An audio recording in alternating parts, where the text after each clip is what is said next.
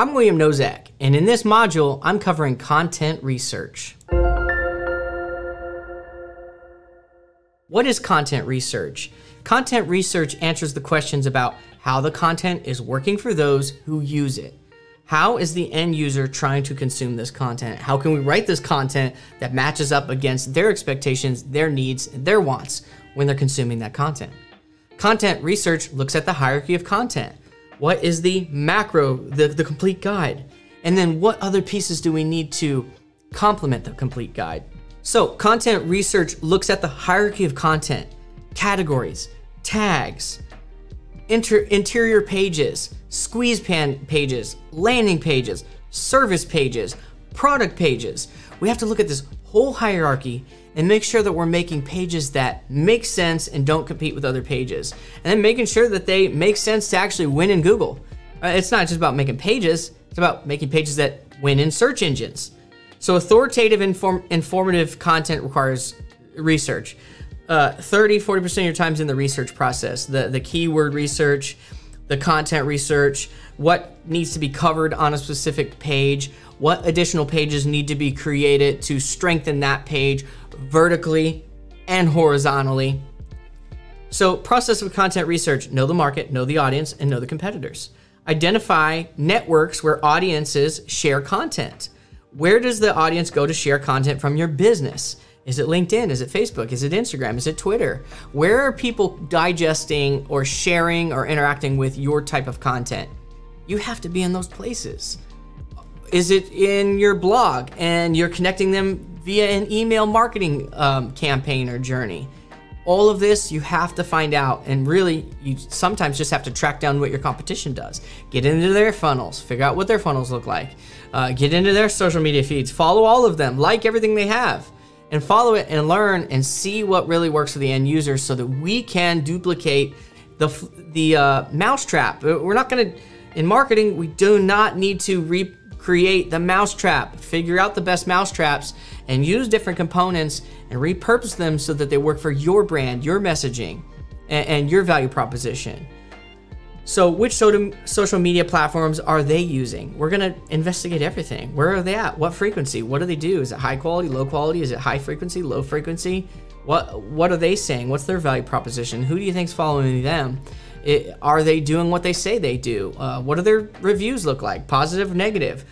What does everything look like on them? We need to look at that so that we really know what our content strategy and how it will differ. Use the answers to these questions to create more directed content. Identify social influencers. There's people out there talking about things that have to do with your niche, your space, your industry. We want to identify these people. They're going to be around for a while, and new ones are coming in all the time. So we want to make connections with these people in your space and have them endorse our products, send them free products. And these are really great backlinking opportunities, especially when they have followers, influence, and authority. Like maybe they've got web authority. We can get them to link to us from their website. Inside the network used by the audience, find out who the social influencers that are popular amongst the crowd are. And we certainly are always going to be reaching out to these people, making content that they are wanting to share so that we can get it shared in front of people and get our name out there. Backlinking can help build an interconnected web of resources, websites that are already being used by the audience. This is their channels, their websites linking to us. Also, internally linking among our own resources is extremely important. So know the market. Understand the market allows for products to be sold that have a better chance of aligning with the target audience. Each facet of the market has different customers with different habits. We might say different pain points.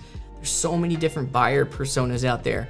Once you understand your persona and what you're trying to meet for that client, and you realize that we do a really good job meeting this need, that's a persona. That's really who we want to target, because that makes us happy, it makes marketers happy, it brings more to the bottom line, people stay longer, the LTV goes up, the cost to acquire these clients go down, we become a market leader in that niche or in that space, and then we can grow upon those strengths.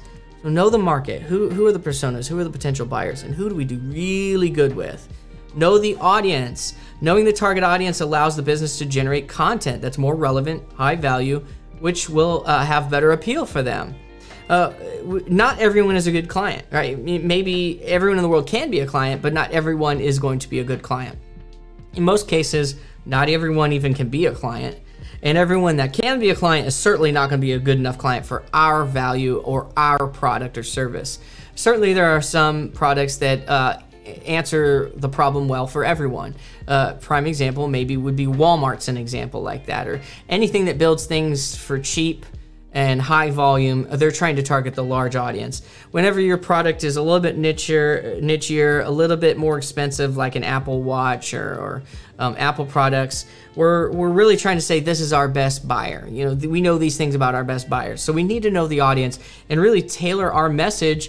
It's not BOGO, buy one get one free. It's a different message for our buyer.